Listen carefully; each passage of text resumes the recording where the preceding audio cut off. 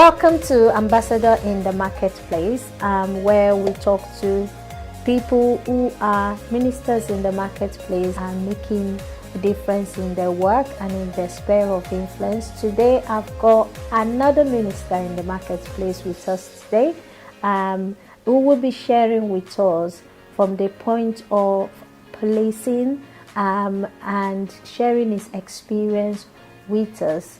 And I believe you will be enriched at the end of this program. Please welcome with me Opaleye. Thank you for coming today. Please, can you introduce yourself to our audience? Thank you for having me. My name is Opaleye. I am a scientist. I am a structural biologist by training. Right now I work from a pharmaceutical organization as a protein chemist. While I'm not doing that, I am a special sergeant with Kent Police. I work as a town beat officer in Dartford, where I do town patrol as a police officer. So, thank you for introducing yourself to our audience. I would like to kick off by asking, why did you volunteer as a police constable? Very long story. I think the long and short of it was a bit young. I was looking for adventure. I was in Canterbury. I was studying there, doing a postgrad, and somebody put a leaflet through. And I remember reading the leaflet and talked about volunteering to be a police officer, and I couldn't believe that you could actually volunteer to be a police officer, and I thought, wow, this must be interesting. I checked it out. I wanted something new, something adventurous, which being a police officer, being a special constable provided. But it was after doing it that the advantages kept kicking in. You know, rather than complain about not having police officers, you could be part of the group and help out. There's so many advantages of being a police officer, which I'm sure we'll talk about later. But needless to say, I joined and I did not look back. Great, thank you so much. Just for our audience, how long has it been that you've been in this role, and what are the things that you've experienced in terms of recognition and award? Oh yeah. So I have, this is my 23rd year. Oh. Of being a special constable with Kent Police. I have been, to be honest, the best awards that I get and the most recognition I get is when at the end of a shift somebody comes up to me and says, oh, well done, thanks for coming on tonight, good job last night, good job, and that happens all the time. So that does it for me. But apart from that, I have, I think it was 2019, I was recognized as Special Constable of the Year, Kent Police. And then there was a national award called the Lord Ferris Award. I won that, I believe that was end of 2018. And quite a number of nominations. And recently I got nominated for Police Officer of the Year with a Black and Ethnic Minority Officer Group recently. I was also glad to be nominated, yeah. That's as far as it went. It was a nomination, but it was still a proud moment. Got a certificate to prove it. Oh, great. It is a proud moment because there are people that were not even nominated. So to be nominated is a great moment. Thank you for sharing that with us.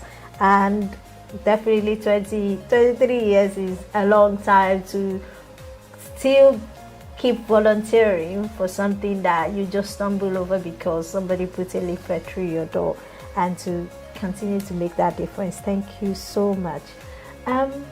What is a common myth about your job? A common myth about your job as a police constable? Police officers don't have sense of humor.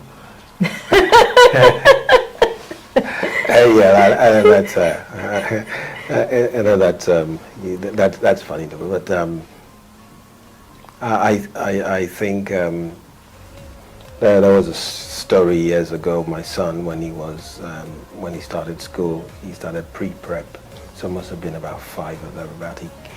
He came home and he probably has been hanging out with some other kids like him, black kids, who probably have big brothers. And he came home and said to Mom, "Mom, me and my friends, we don't like the police." And Mom said to him, "You sure?" "Yeah, we don't like the police." And Mom said, "You do realize Dad is police, right?" And needless to say, that never came up again. So one of the myths is that if you're black, you hate police. Or if you're black, you have to be anti-police. And that could not be farther from the truth. Interesting. Thank you for sharing that story. That actually brings a smile to my face. And the child was like, "Nah, my dad is not like that." Whatever you think that is not my dad. Thank you for sharing that. There is, people think as a constable you don't have appropriate training. What do you say about that? First, as a constable, you're fully trained for the job. As a special constable, you're also trained to the same level as the regular police officers. So, in terms of the equipment, whether skill or physical equipment or knowledge, the kind of training that you get as a special constable is the same as that of the regular police officer.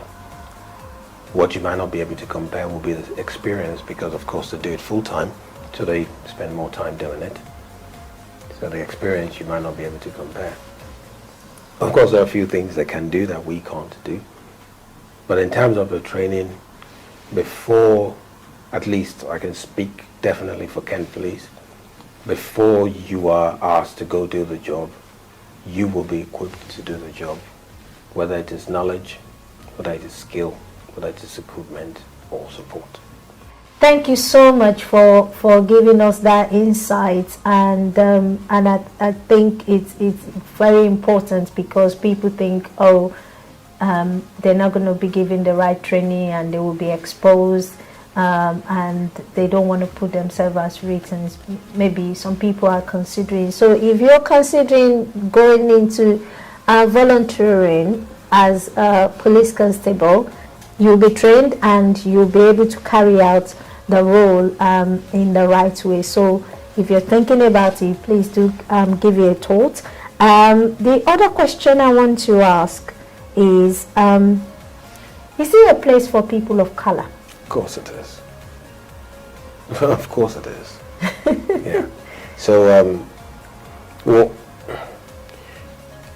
the best way to answer that question is a very simple way of doing it. If you have a population where the population being policed, and part of that population is the ethnic minority, then the statistics of the people doing the policing should reflect the population. So if you're policing black people, you should have black people in the police force. Policing Asian people, gray people, green people, that's the color you should have in the police force. It doesn't really matter. So asking me if there's a place for if it's a place for people of color, I think yes it is. Now, if the question you're asking is it a place that is conducive for a career of a person of color, then the answer is also yes. Yes, there have been stories about, I think it was Lord Macpherson years ago, who after the Stephen Lawrence inquiry described Metropolitan Police as institutionally racist. I believe we've learned from that, and we've, as police forces, we've come a long way from that. So the things that existed then that made that force and maybe some other forces institutionally racist have been corrected, or are also being corrected. And I think yes, it is conducive for the career of anyone of ethnic minority. Thank you so much for answering that, and I can say for you to stay for the last 23 years and still being in that role, I believe that is a testament to the fact that obviously you are able to you were supported while you were there, and you were able to make a difference, and that is good to see the good work, especially when we're talking about being given award as well. And thank you so much for shedding light on that. May I also add to that by saying that in my opinion applies to both being a special constable and also being a full-time police officer. So I believe the police force is ready for the ethnic minority person. And of course, once in a while we do get things wrong. As long as those things are identified and corrected, I think we're fine. Great. Thank you so much for that. Thank you. What's the biggest ongoing challenge you faced in your role as a police constable? This was in my early days when I joined up. Unfortunately, it was a bit cliquey. Yeah, there were quite a number of police officers then, special constables. I was the only black guy in both the Gravesend and police officer, and then Dartford. There was another guy who came to join, but he left after a few years. It was a bit cliquey. It was a group of people who had very strong friendship. It was difficult to break into it. You could see that they got along well with each other, but not with me. But having said that, it'd be unfair to blame it on anybody else, because it could have been me who wasn't able to break into that group. Unfortunately, when certain things that could be construed as insulting or racially charged or just uncomfortable, it was dealt with because it was a member of a clique saying it, if you see what I mean. So yes, that time was a bit uncomfortable. But I still enjoyed the job, and I stayed on. Nowadays, things have changed. Yeah. There were things that were tolerated then which will not be tolerated now.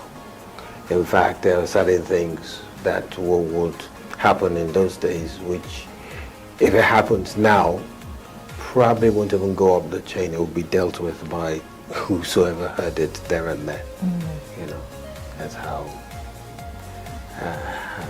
much of a long way we've come.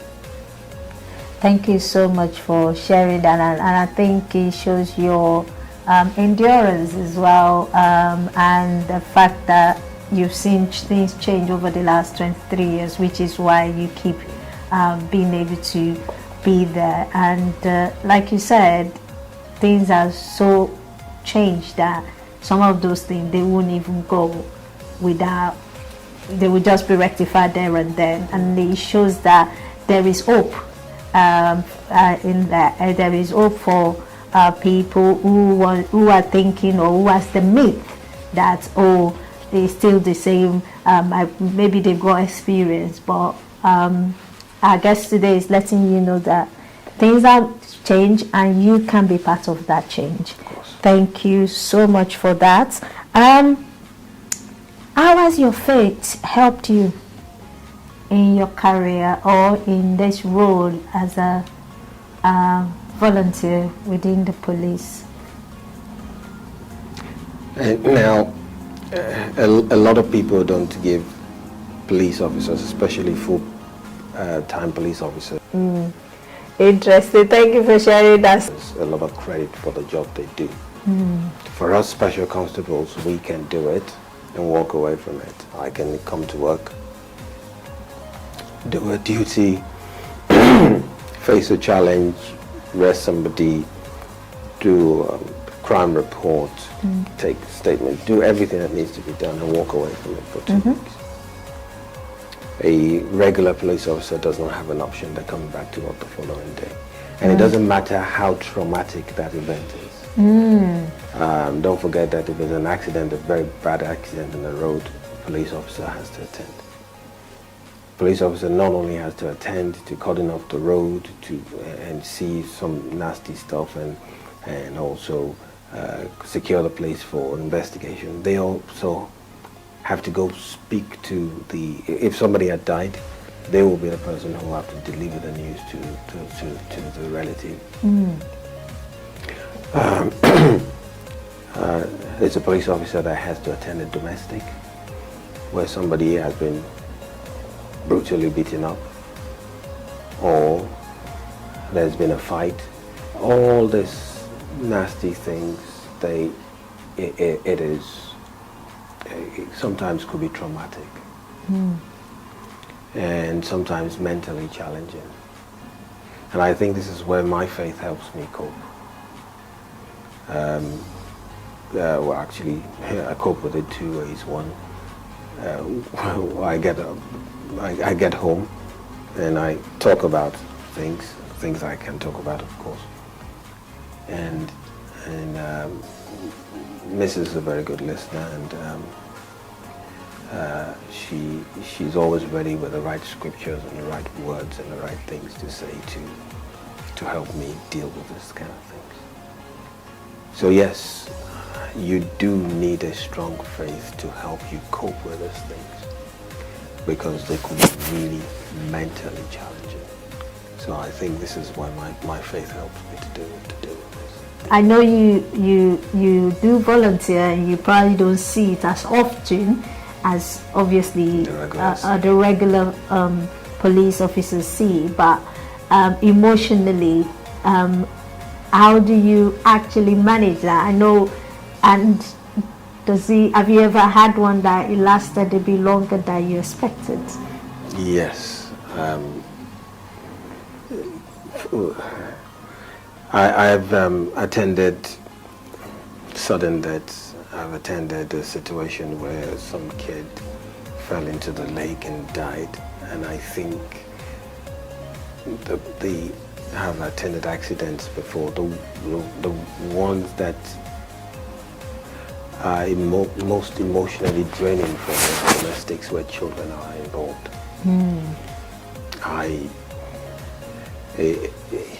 It's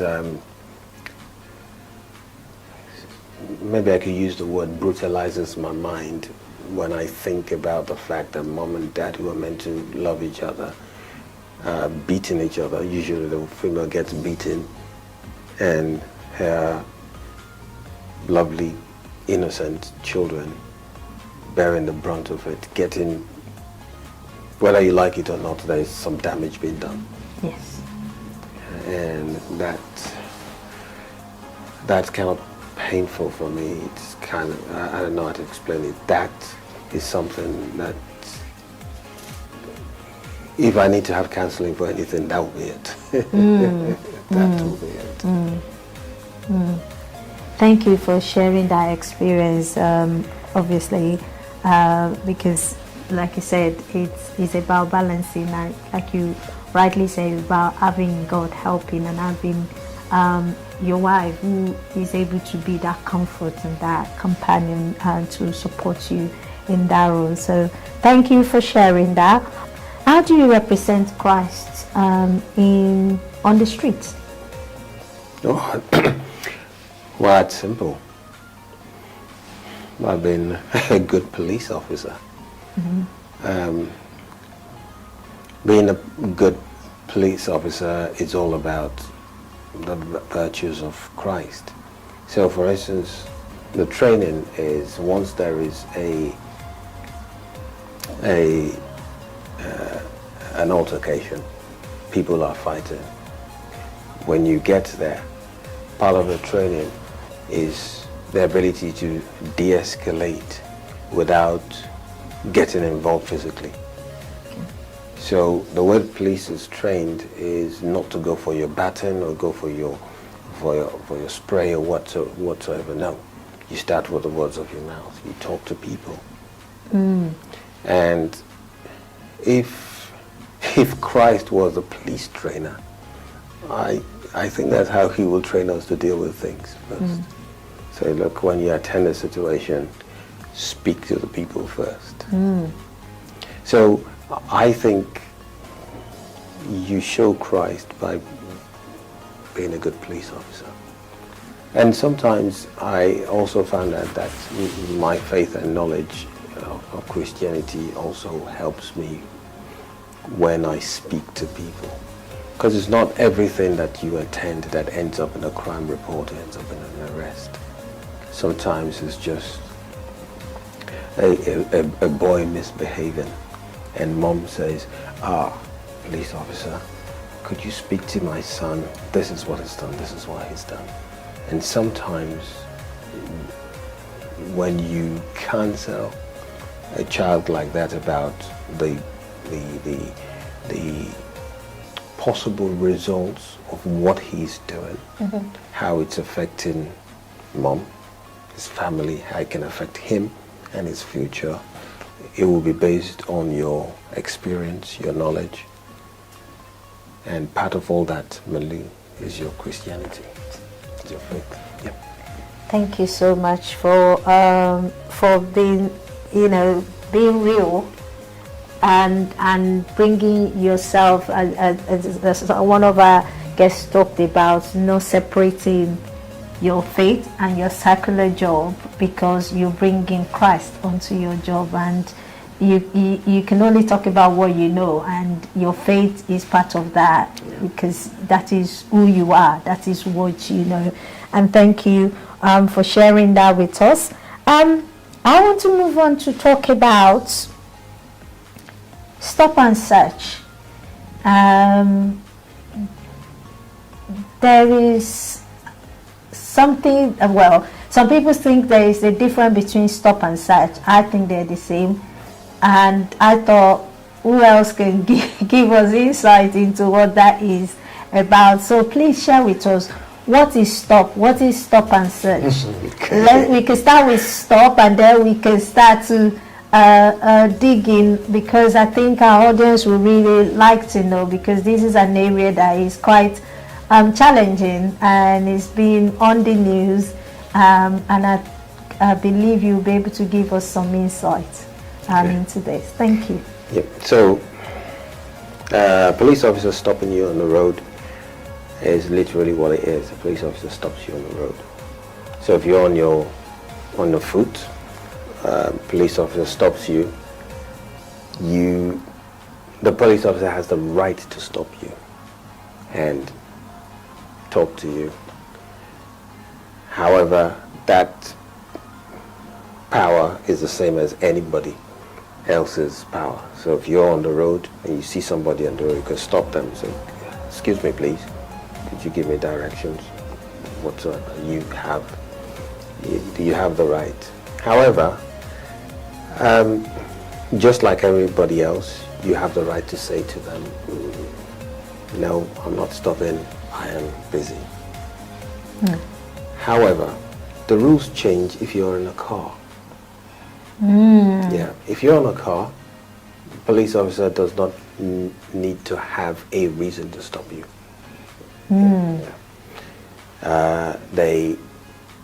The law says a police officer can stop anybody driving to ask you for your driver's license, your certificate of insurance, your MOT, and registration of the vehicle. Nowadays, we could get that via radio on the apps on our phones, but you still have to stop when a police officer. So basically, if a police officer stops you while you're driving and you don't stop, you're breaking the law. Okay. Now, and that's where the stop kind of ends. The search bit of it, police officer has to have a reason. Okay. So, police officer stops you while you're driving. They do not need a reason to do that. Stop you. But then, if after communication with you, the police officer honestly believes that you might have something in there that could have linked to criminality, whether it's an offensive weapon, a knife, or drugs. That belief will not be based on instinct, experience, knowledge before. No, you have to be based on facts. Okay. So, drugs on display. Okay. Drug paraphernalia. Or maybe it was an intelligence-led stop. Okay. That person is a known drug dealer, and we've been looking for him. We need him stopped as part of an operation or something. Okay. Then they will stop you, and then the search. So the way the stop and search works is the police officer has to introduce themselves. They have to tell you where they're from, the station they're attached to. They have to tell you why they stopped you, what they're looking for. Okay. They have to quote for you the law that allows them to do that search. Okay. So if it's a knife they're looking for, they'll quote a law that allows them to look for an offensive weapon. If it's drugs they're looking for, they'll quote a law that allows them to do that. Then for every stop and search, there's a record. They have to give you a reference number for that record. Okay. And before they stop the search, they have to actually say the word that you are detained for a search. Right. So the officer has to say to you, I am detaining you, which means that you cannot walk away. Okay. That limits your ability. So at that point in time, police officer has to legally limit your freedom. At that point in time, because you can't walk away, they have to say to you. So at the point in time when they say to you, I am detaining you. So those are the things to understand about the search. So that is a car. Person going on foot, being stopped, same rules apply. Police officer will introduce themselves, what they're looking for, why they stopped you, everything. They will have to list those things. And of course, they'll have to offer you the reference number. How to behave when you're stopped. I was asked to give a talk on stop and search to the teenagers once, and I said to them, imagine the person stopping you is maybe your friend's dad or your uncle who is doing their job.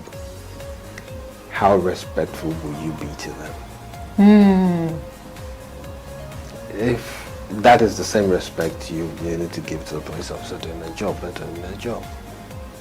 If you think they're doing something wrong, complain.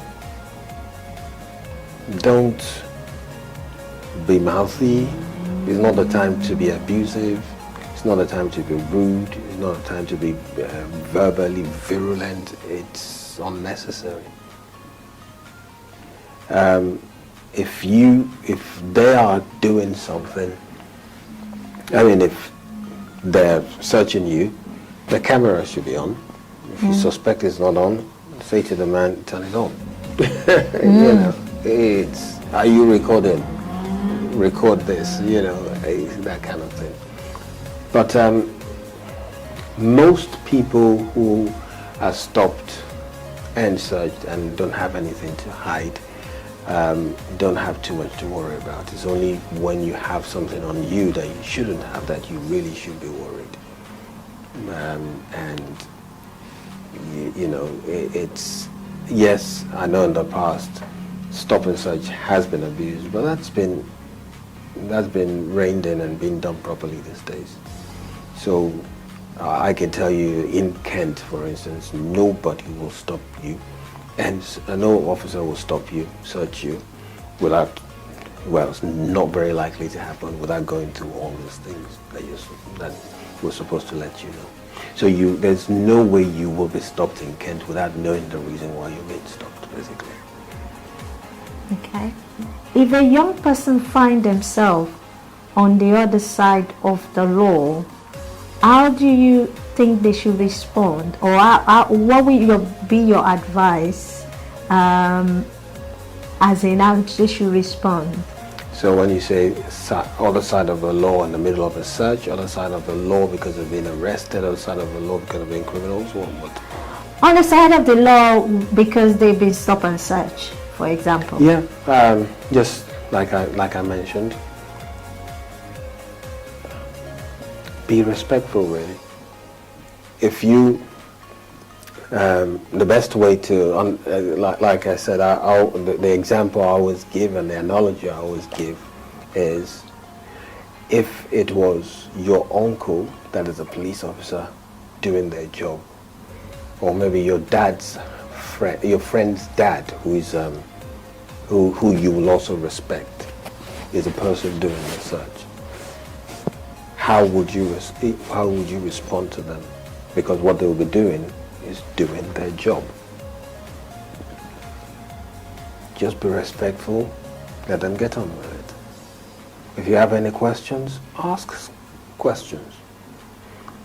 Like I said, there are certain things that are expected of the police officer if you're stopped. You can't just come out of the blue and say, oh, I'm searching you. The officer will introduce himself, will tell them where they're from, which station they're from. The police officer will tell them why they've stopped you, and they will tell you why they want to search you. They will tell you what they're looking for. By the time they start searching you, you will know whether the police officer is looking for drugs or looking for a knife. Okay?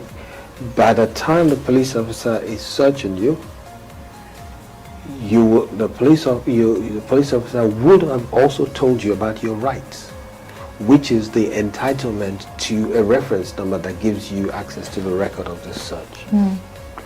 If you don't get any of those things, just ask. So, officer, what exactly is it you're looking for? That will give the officer the impression that you have not heard or understood when he told you before the search and tell you. You look like a 5'4" black boy with long dreads who is wearing a black top, black shorts, white trainers.